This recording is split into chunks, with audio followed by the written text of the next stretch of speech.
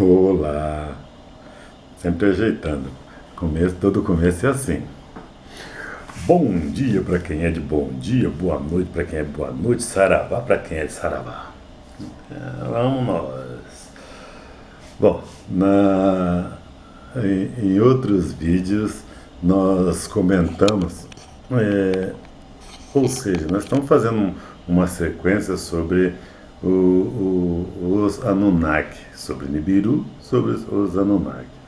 Mas antes de começar, quero lembrar vocês que nós estamos a caminho lá dos inscritos em nossos vídeos, viu? Vai lá, inscreve-se, dá um like e diz também o que se está gostando, se não está gostando. Né? Para nós vai ser muito bom, vai ser muito, muito, muito, muito bom. E então, seguindo essa essa linha aqui de Nibiru e Anunnaki, eu quero deixar claro que tem uma coisa. Existe nas nossas prosas citações, até citações da Bíblia, né? Mas isso aqui não tem nenhum cunho religioso. Nada, nada religioso, é apenas cientificamente o que nós estamos falando. Nós estamos revivendo, remoendo, remexendo livros científicos. Então, veja bem, mas é bom para que você tome a sua decisão, pense o que quiser, entendeu? O nosso objetivo é simplesmente aumentar o seu conhecimento. Agora, entre a ciência e a religião, fica a seu critério, tá bom? Porque não queremos misturar nada disso, nada disso para nós vai influenciar. Então, de repente pergunto, de onde vim? Você tem uma ideia e eu estou passando outra, mas a sugestão é que busque, estude, procure, para que chegamos aí num denominador comum, né? Mas vamos lá, deixando os entretantos de lado. Nós sabemos que o nosso DNA foi mexido, que esse nosso DNA ele não foi mexido, ele foi ajustado para que hoje estivéssemos aqui, né? Então dizem que foi a verdadeira árvore da vida, ou seja, a fonte da vida. E quem foi que fez isso aí? Simplesmente os Anunnaki. Sabemos que depois dele outros vieram, né? E aí jogou-se tudo no liquidificador e está sendo o que somos. Até então, vamos falando que nos disseram as autoridades nesses estudos. Então eles dizem que Enlil, além de comandante e administrador, tinha também profundos conhecimentos científicos e engenharia genética, coisa que nós já vemos batendo a respeito disso há algum tempo, né? Para poder chegar a ter uma conclusão real que eles tinham essa capacidade. Mas era totalmente contra sua aplicação em seres humanos e animais, só tendo permitido as experiências de Enki porque o ecossistema de Nibiru dependia do sucesso deles. Se não fizesse isso aqui, não teria ouro lá. Olha só, uma coisa compensava a outra, né? Ele informava seu pai que vamos voltar, pera lá. Ele voltava. Existiam essas confusões aí. Então, tem hora que a coisa aqui fica feia, né? Então, lá nós estamos falando Enki, ele informava seu pai Anu que o que ocorria na Terra. Então, é curioso para ver o resultado do trabalho de Enki e Nente em relação à raça adâmica, ordenou que Adapa ou Adamo fosse levado à sua presença. Anu surpreendeu-se com a perfeição desta criação e quis que Adapa fosse mantido em Nibiru, mas ele acabou sendo trazido de volta à Terra e ficou temporariamente sob a guarda de Enlil, na base de Edim, ou seja, o Éden, lar dos justos, no Oriente Médio. Até isso eles criavam. Você viu que eles dão nome para tudo, né? Com o passar do tempo, Adapa e sua fêmea começaram a amadurecer sexualmente. E nesse sentido, proceder. Esta situação, somando-se a outras com atitudes imprevisíveis, movida à curiosidade, irritou profundamente Eliú. Olha só, se fizeram o que tinha que produzir, ora. Que sempre se opôs aos planos de Enki e, tomado pela ira, os expulsou da base.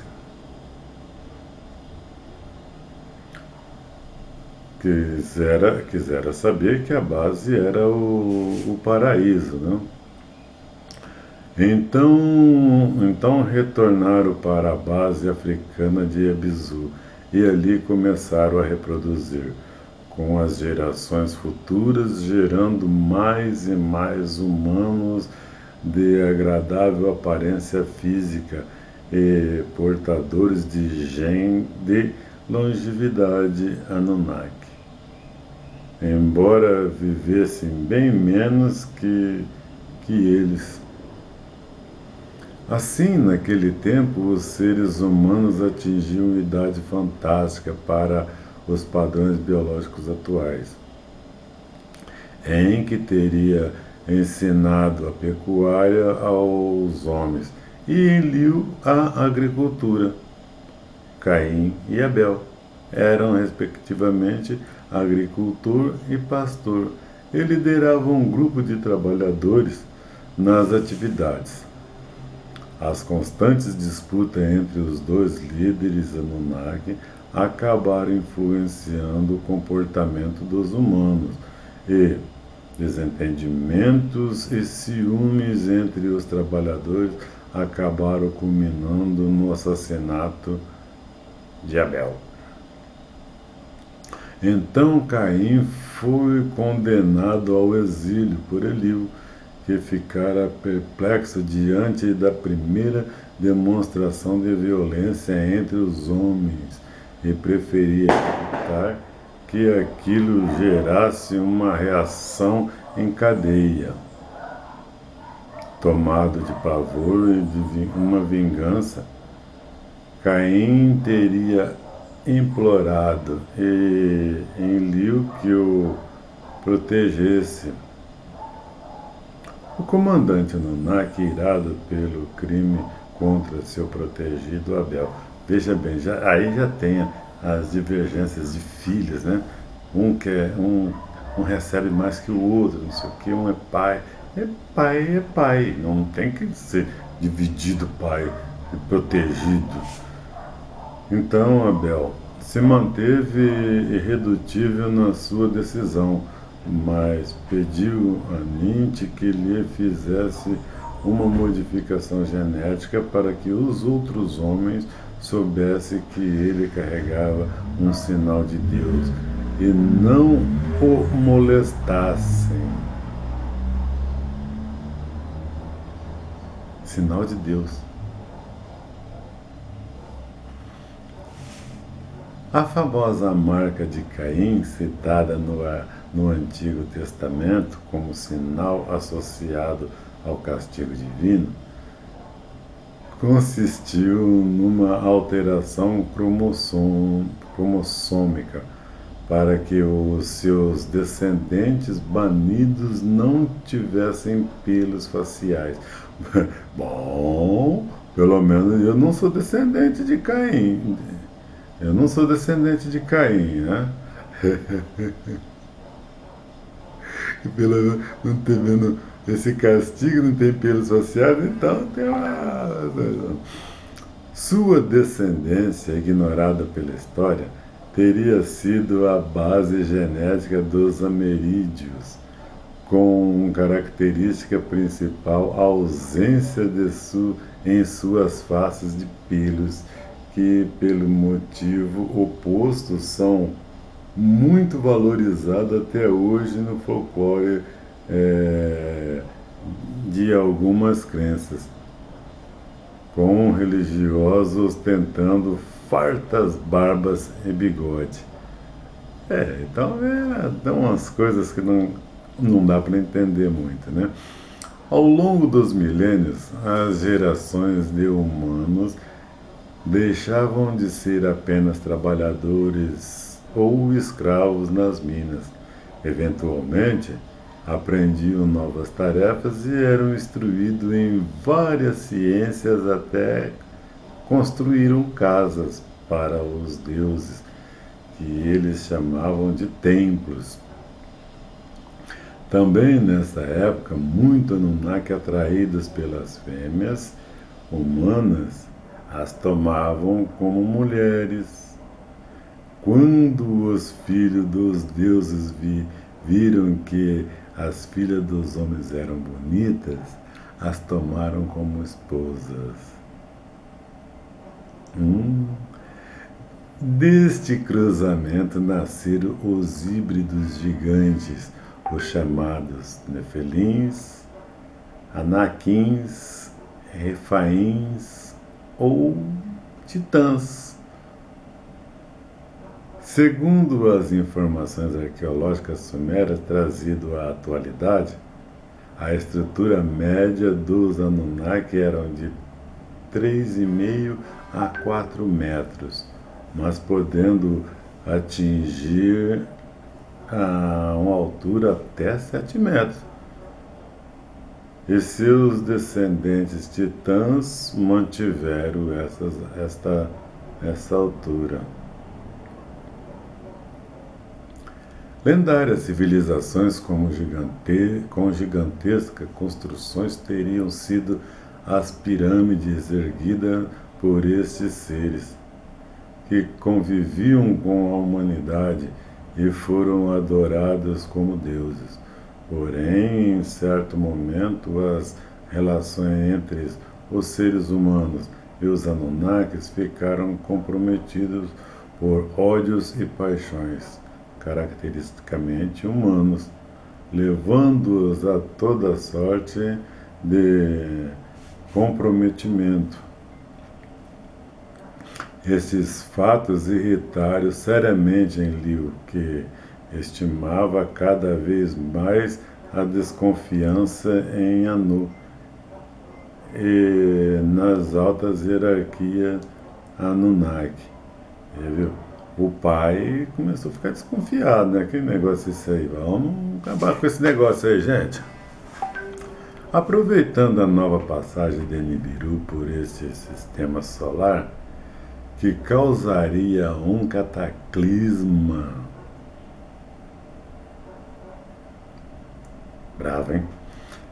Causaria um cataclisma terrestre. Enlil e Anu voltaram-se para deixar a humanidade ser dizimada. Eles votaram. Essa decisão acabou aceita pela maioria dos Anunnaki, mas sob protesto veemente de Ninti e Enki. O fato é que prevaleceu o poder de persuasão de Enlil sobre Anu. Viu o Senhor que era grande a maldade do homem na terra, porque toda a imaginação dos pensamentos de seu coração era má, continuadamente. Então se arrependeu o Senhor de haver feito o homem na terra, e isso lhe pesou no coração. É disso que... E disse o Senhor: destruirei da face da terra o homem que criei, tanto o homem como o animal, os répteis e as aves do céu, porque me arrependo de havê-los feito. Isso está lá em Gênesis 6:1, né? Tudo bem? Inconformado e temendo pela sua obra, Enki designou secretamente um homem de nome sumério, Ziusudra, ou seja, Noé ou Noá em hebraico, para reunir grupos de humanos e espécies de animais diferentes que seriam salvas das inundações do planeta causadas pelo deslocamento dos polos devido à aproximação de Nibiru em uma nave submarina submergível desenvolvida por ele. Desenvolvida por ele para essa finalidade, né, lógico, em que elaborou ocultamente um plano de sobrevivência para os seres selecionados por Ziusudra, pois não ousava desafiar seu pai Anu, nem as hierarquias de Nibiru. Já estacionados em suas naves na órbita do planeta, os Anunnakis observavam o desastre que naquele momento acontecia na superfície do planeta e com ele as destruições da grande parte da raça humana abandonada. Depois da passagem de Nibiru, durou tempos se iniciaram na Terra. Aliás, depois da passagem de Nibiru, duros tempos se iniciaram na Terra. Quando o nível das águas cedeu e as camadas de lama que cobriam a Mesopotâmia secaram o suficiente para permitir o repovoamento, os Anunnaki retornaram à Terra e se surpreenderam quando viram os sobreviventes humanos do cataclismo. E num primeiro momento se indignaram quando Enki revelou ter elaborado o plano de sobrevivência das espécies terráqueas.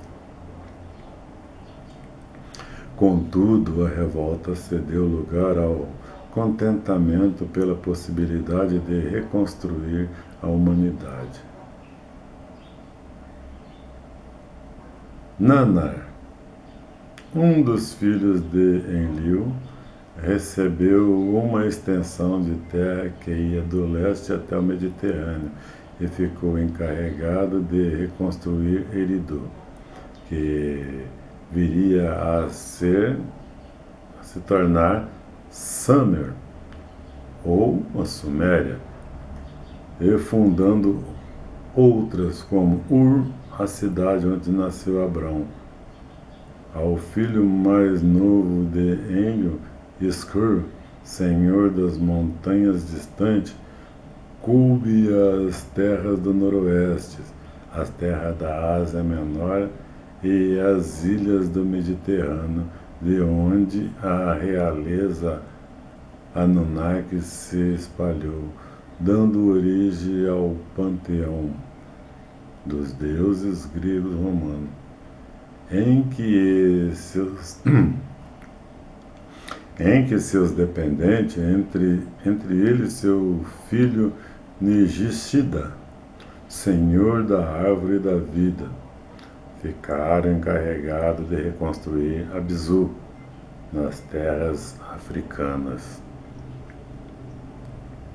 De fato, todo o planeta foi repartido entre os Anunnakis, que se tornaram as deidades das mitologias indo-europeia, asiática e indianas. Em determinado momento, Ningishida, chamado de Thoth pelos egípcios, teria ido para a América Central explorar a região dos Andes, juntamente com um grupo de sobreviventes africanos, e teria erguido as civilizações dos Olmecas, que seriam os mentores dos astecas. Confusão, hein?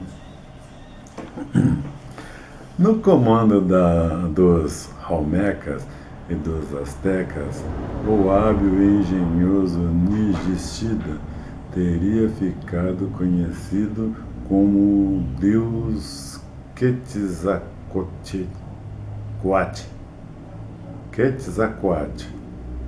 grande serpente emplumada. Iskor, posteriormente, também teria ocupado as terras da península de Yucatán, no México, e ficou conhecido como o deus de Viracocha. Os achados arqueólogos e a decifração dos textos sumérios, babilônicos, assírios, hititas, cananitas e outros textos contidos e contos egípcios foram progressivamente confirmando a precisão das referências bíblicas aos reinos, às cidades, aos governos e às culturas da antiguidade. Não havia mais dúvida de que os Anunnakis originais e seus descendentes, Nefilim, possuíam origem alienígena, vindo do céu, num passado distante.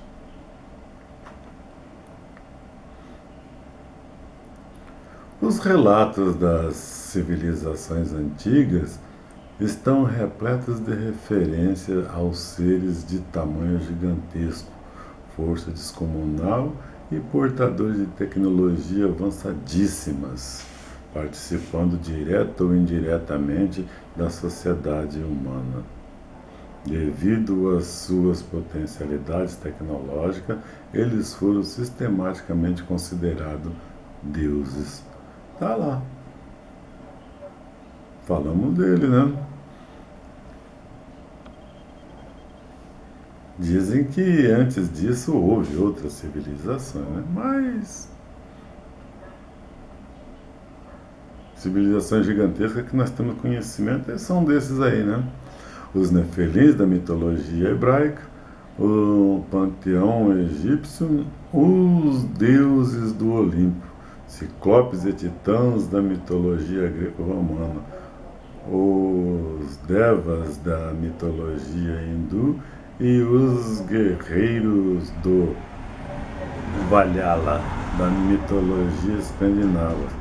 Todos eles, mais que mitos, apoiam-se suas existências na presença dos Anunnaki neste planeta. Todos eles relacionam-se aos gigantes astronautas de tempos imemoriais, vindo de outros mundos. Ou mundos distantes, hein? Marcas das atividades desses seres estão visíveis de maneira definitiva, espalhada pelo mundo, em monumentos monólitos